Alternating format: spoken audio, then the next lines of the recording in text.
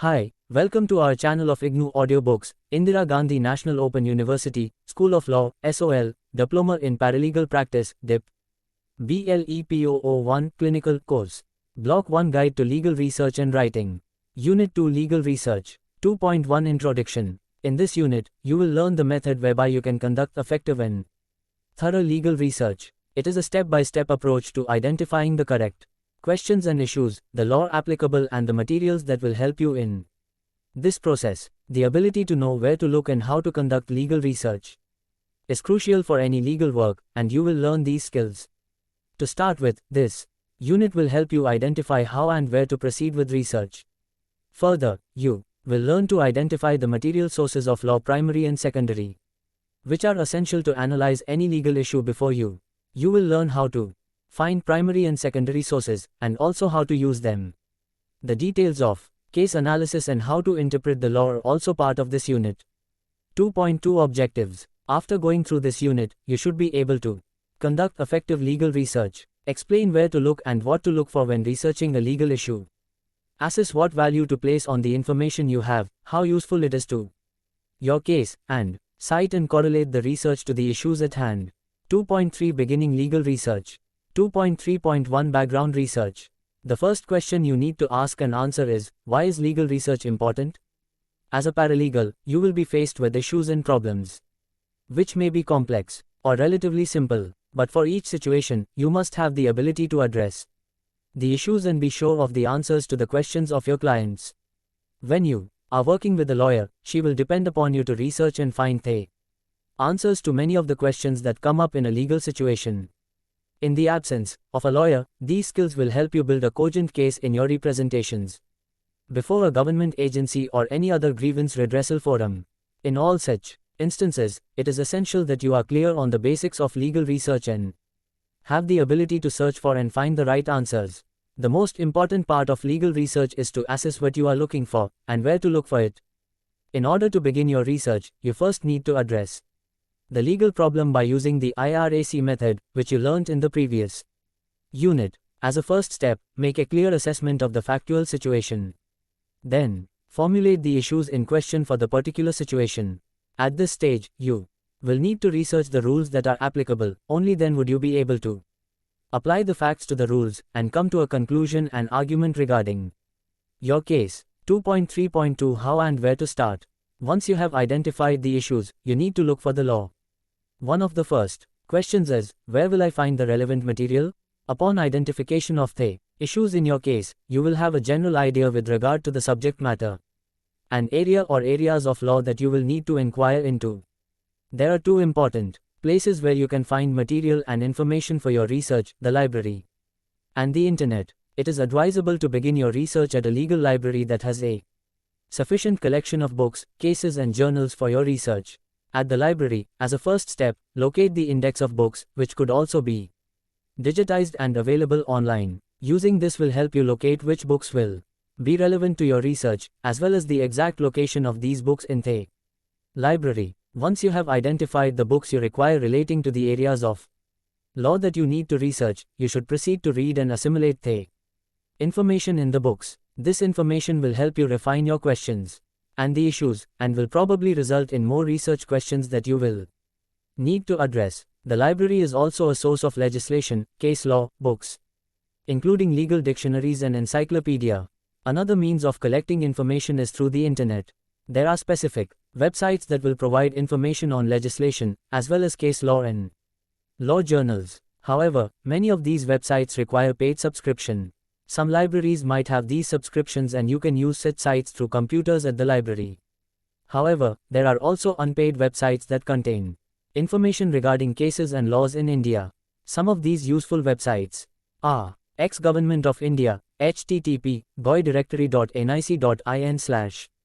This will enable you to access different legislations that are being formulated or that have been passed by the legislature, depending on the subject matter and the relevant ministry. Further, there are state government websites that contain information of state laws, rules and notifications. Ex-Supreme Court of India, http://supremecourtofindia.nic.in/. This website will give you information regarding the Supreme Court. You will Be able to access the rules of the court, as well as details regarding composition of bench and details of cases. It also contains links to the websites of the High Court's Judgment Information System, http www.judis.nic.in/. This website contains the cases that are decided by the Supreme Court of India. While you may not find all the cases you are looking for, the more important cases are available. Also, the most recent cases are available on this site. Some of the paid sites, which contain the latest cases, legislations and articles on legal issues in India are as follows. X Manupatra http www.manupatra.com/asp/home.asp.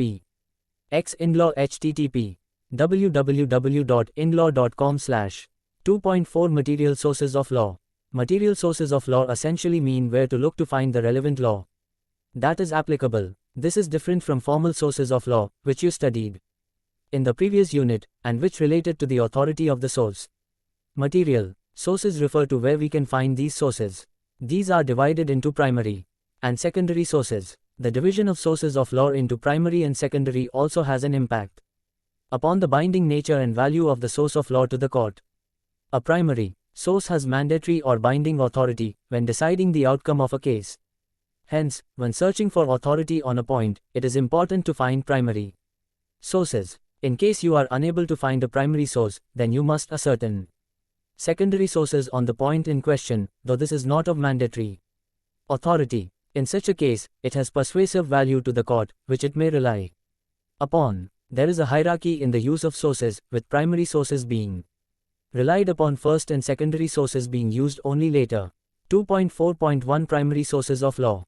Primary sources of law are the first and most important source of the legal rule in question. These sources include the Constitution, statutes, as well as judgments decided by courts. In coming to a decision, a court would need to first look at the provisions of the Constitution and any interpretations of these provisions in case law. In case there is no constitutional provision, legislation and common law are authorities that the court must refer to. 2.4. 2 Secondary sources of law.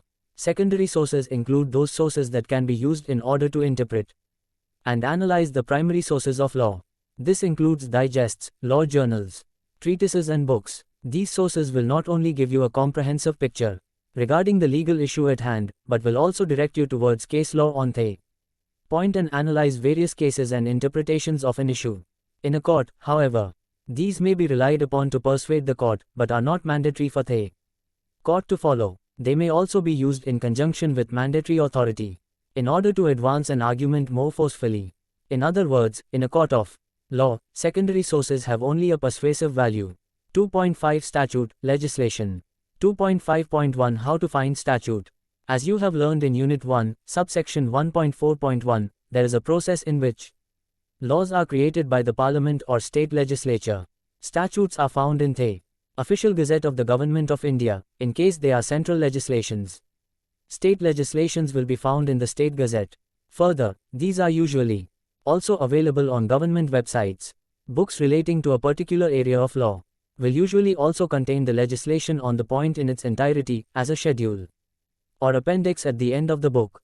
While the statute or legislation that is formulated should have clarity and serve the purpose for which it has been enacted, there are times when there is a difference in interpretation of the same legislation. It is in this situation that the judges are called in to resolve the dispute and clarify the meaning of a term or provision.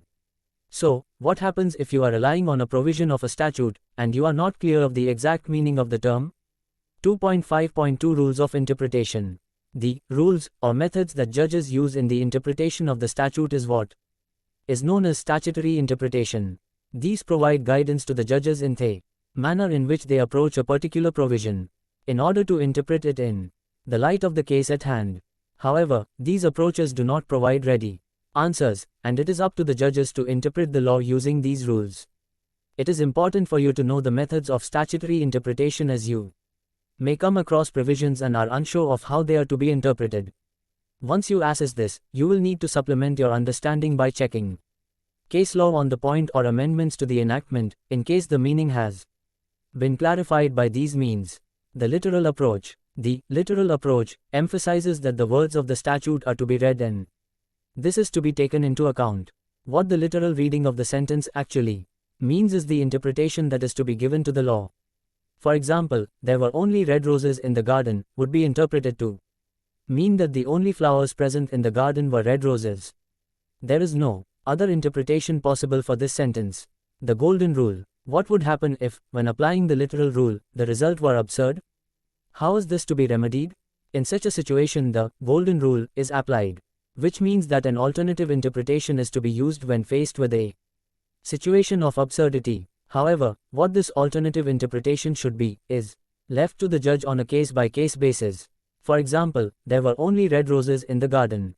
The next sentence states, the white and pink roses were in full bloom. In this case, the first sentence means that there are only red roses. However, the second sentence gives the impression that there are also white and pink roses. While it does not explicitly state, in the garden, applying the golden rule would lead to the interpretation that there were also white and pink roses in the garden. The mischief rule. The mischief rule refers to the rule by which the legislation is to be assessed, keeping in mind the state of the law prior to the formulation of the legislation. When a determination is to be made regarding whether an action is prohibited by a particular legislation, the court will look into what mischief the legislation was meant to rectify and prevent. In case the action did not fall into the mischief that the legislation was meant to prevent, the court would be able to make a decision keeping this in mind. Looking back at what the law was, and what this legislation is supposed to rectify or change, will be of guidance when interpreting a provision of the legislation. It seeks to rectify mischief in the law, and this is the guiding principle when interpreting the law. Using the mischief rule entails looking at the previous common law and the context of past laws. The purposive approach. The purposive approach means looking at the purpose and idea behind the legislation, and interpreting the legislation in such a way that the purpose is achieved. While this may sound similar to the mischief rule, it is not. Unlike the mischief rule, which is primarily backward-looking and assesses the history and previous tradition of the law, the purposive approach means looking ahead at the intention and aim of the legislation. 2.6 Case law. Case law is essential to assess when examining a particular legal issue. In order to appreciate the value of a case decision, it is necessary to know the hierarchy of the court which has issued the decision, as well as the conceptual elements behind the importance of judgments. 2.6.1 Stare decisis and precedent value. Black's Law Dictionary defines the doctrine of stare decisis as to abide by or adhere to decided cases. This doctrine is used by a court in order to decide cases in a consistent manner, in keeping with its own previous decisions. Such previous decisions of the court are referred to as precedents. In the common law system such as in India, a court cannot usually depart from precedent and is bound by the doctrine of stare decisis. This doctrine is particularly important, given that much of common law was not codified previously, and so, in order to have greater certainty of legal decision-making, the doctrine of stare decisis developed. The idea behind stare decisis is that there is some certainty in the application of the law. It should not be the case that in a similar situation, with a similar fact scenario, the legal outcome of two cases is totally different. This doctrine ensures that parties are reasonably certain of the state of the law, and that similar cases do not keep appearing before the same court for adjudication. There is also a correlation between stare decisis and the hierarchy of the courts. Simply put, when there is a decision of a higher court that decides a particular issue or point of law, it is binding on lower courts.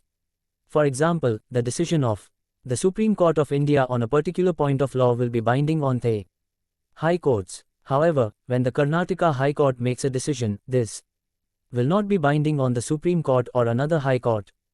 It may be used in order to make a point or persuade the high court, but is not a mandatory authority on the legal issue in question.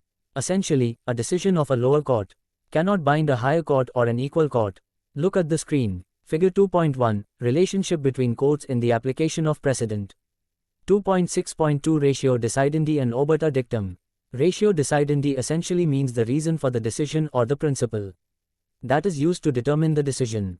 This is the reasoning that is used in the judgment that correlates the facts and the law, and upon analysis determines the outcome of the dispute. This is also specific to the case before the court. Obiter dicta means a reference or discussion by the court, but which is not a determining factor in reaching a decision.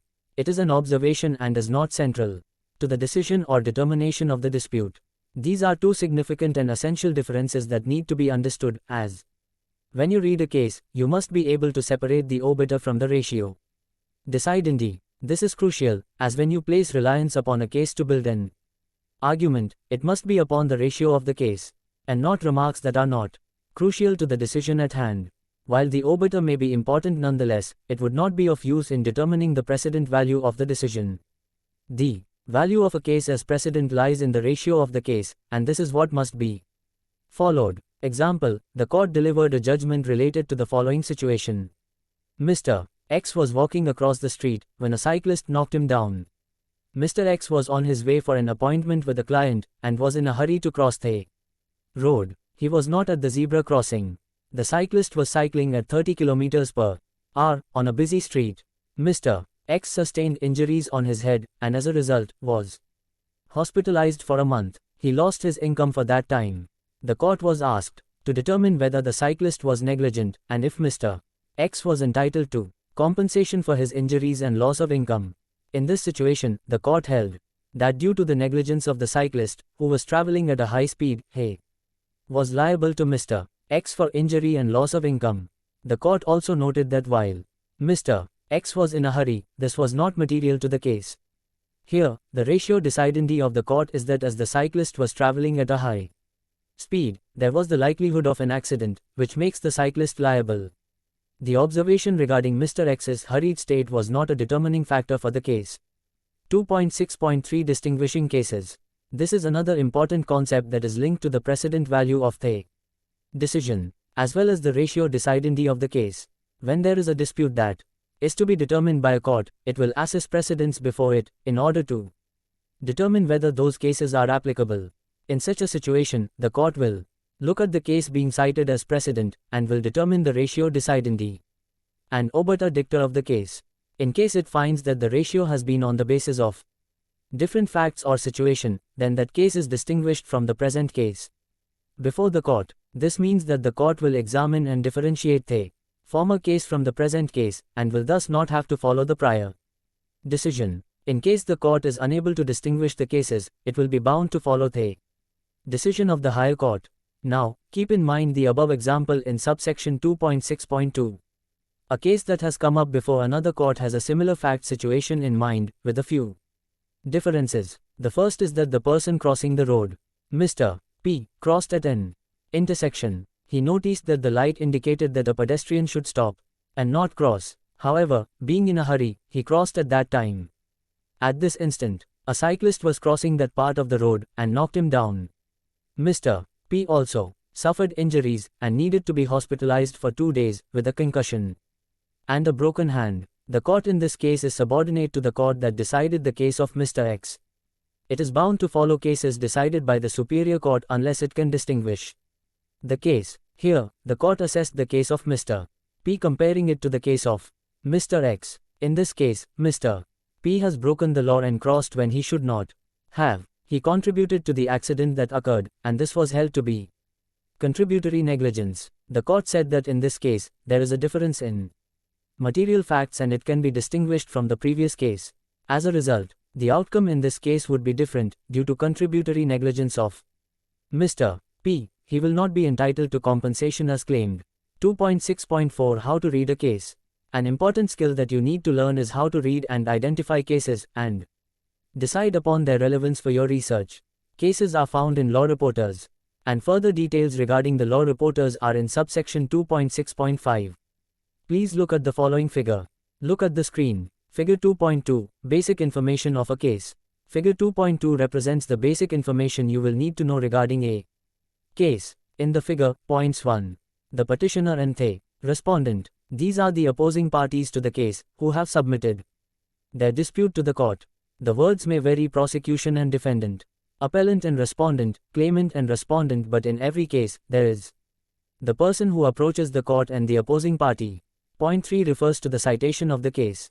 This is the method by which you will find a case and refer to other cases. Here, in the figure, 2 parallel citations are provided. This means that you can find the case in these 2 places. First, the AIR or All India Reporter. The year of the case is provided in the words SC refer to Supreme Court. 3011 refers to the page number in The Digest. Hence, you would look for the Supreme Court Digest of the All India Reporter for the year 1997 and page 3011. This would provide you the judgment of the case. Sometimes, there is a specific page of the judgment that is being referred to. For example, you would like to draw attention to page 3016 in this judgment. This would be cited as 1997 AIR SC 3011 at 3016. An alternative citation is also provided so that you can find the case in another publication. SCC refers to Supreme Court cases, which is a separate publication that publishes only cases decided by the Supreme Court. Here, the year of publication is given first, 1997, and then the volume of publication. Volume number 6. 241 refers to the page number of the volume, where you will find the judgment. Point 4 refers to the judges on the bench, who decided the outcome of the case. This is important to know, as in some cases that seem to conflict with another case from the same forum, the size of the bench will be decisive. Point 5 refers to the date of the judgment. It is important to be able to understand this citation in order to find a case that you may be referred to by a book or an article. You must always refer to the original case, and not place reliance only upon the interpretation of the case by the author of the article or book. Apart from citation, the substance of the case is of utmost importance. Usually, most law reporters will include what is known as head notes. These are highlights of the judgment and are a good reference to find out in short what the judgment deals with. However, please remember that this just refers to the judgment and is not a part of the judgment itself. It is written by editors of the reporters and has at times been found to be erroneous. It is a tool to help with research and will refer to the original paragraph of the judgment. So, while it is of use to refer to the head note, you must then refer to the original paragraph and text of the judgment. Now the most important task is to read the judgment and decide upon its relevance for your case. In reading the judgment, you must keep in mind what you have learnt in the previous subsection, relating to the ratio and the obiter of the case. 2.6.5 Law Reporters.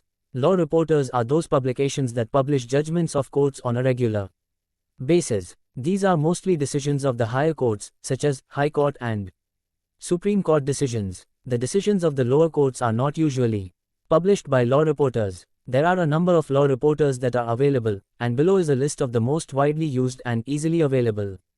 These should be available at a local law library or a lawyer's chamber. Supreme Court Reporter SCR All India Reporter, Supreme Court AIR SC. Supreme Court Cases SCC Scale, Supreme Court Judgments Scale. Criminal Law Journal CR LJ. There are numerous reporters that are specific to each state, and are too numerous to note here. However, please note that the All India Reporter publishes volumes for the states with judgments of the concerned High Court. For example, AIR AP refers to Andhra Pradesh High Court. Similarly, AIR GAU refers to the Guwahati High Court. These are a valuable source of cases decided by the various high courts of the country. 2.7 Books and articles. Important sources of information are books and law journals, which contain articles on various legal subjects. While these are secondary sources, they are very useful in understanding the legal issues surrounding a dispute and are usually the first to be referred to, along with the primary materials. 2.7.1 Books, treatises and legal dictionaries. There is a variety of books that can be referred to when researching a particular legal problem. Usually, you will need to go through a variety of books, commentaries and different topics in order to find the information that will help you present a legal argument. Typically, books are organized according to the area of law, such as tort law, contract law, constitutional law, family law, corporate law, etc. Once you have narrowed down your legal problem into issues, using the IRAC method you have studied, you will know what areas of law you need to look into. At this stage, go through the available books on that area of law. There are standard textbooks that are available that will give you a broad overview of the area of law that you need to study. These books will also refer to cases and primary materials, which you should then look up. Another source of information is the legal dictionary, such as Black's Law Dictionary, which will give you an idea of basic legal concepts relating to any area of law. These will also refer to common law and statutes in English law, which will help in a better understanding of the subject matter. The usual citation style for books is as follows. Name of authors or editors, title and subtitle of the book in italics. Exact, page referred to and in parentheses, place of publication, publisher, volume. Addition, date. For example, Mahendra P. Singh ed. V. N. Shukla's Constitution of India, Lucknow, Eastern. Book Company, 11th ed. 2008, H. M. Sirvai, Constitutional Law of India, New Delhi, Universal, 4th ed. 2005, 2.7.2 journal articles. There is a number of legal journals, in India and around the world, that publish articles on specialized areas of law. Some journals publish on the basis of the subject matter while others publish on a variety of areas. It is better to refer to articles from journals after reading books on the subject. Usually, journals are highly specific to a particular topic or issue, and should be referred to once the background research and information has been collected on the issues. The journals usually carry current information and analytical debates on legal issues. The usual method of citation of an article is as follows. Name of author, title of article, volume number of journal, name of journal. Starting page, to be followed by specific page when cited. Year in parenthesis. Many journals have a standard method of citation, and if this is specified, it should be followed. Else, follow the standard format given above. 2.8 Summary. Legal research is a crucial step in the process of analyzing a case or situation and reaching an appropriate solution. The sources of law are divided into primary and secondary sources. Primary sources have binding authority while secondary sources have persuasive authority. Legislation is a primary source. There are different ways to approach legislation, and you must determine the true meaning of provisions in a statute. This can be done by means of applying the literal rule, the golden rule, the mischief rule, and the purposive approach. Case law will also shed light on how a provision is interpreted. Case law is an essential component of legal research. It is important to know how to find and read a case. Cases are fundamental as they have value as precedent and are binding on lower courts by virtue of stare decisis or the binding nature of cases. This is also linked to the hierarchy of courts. The feature of a case that is the deciding factor in making a decision is known as the ratio decidendi of the case, and any other comments that are not crucial to the decision are called the obiter dicta of the case. These are used in making distinctions between cases, known as distinguishing of cases. This will help assess whether a particular decision is binding or not on the case at hand. It is important to know how to read a case citation, which includes the names of the parties, the court, and the law reporter in which the case may be cited. The various law reporters print the entire judgment. Not all cases are reported.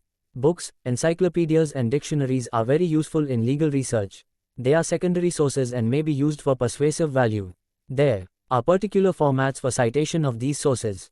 Journals are also useful secondary sources, as they print articles on specific areas or topics of law, which may be referred to.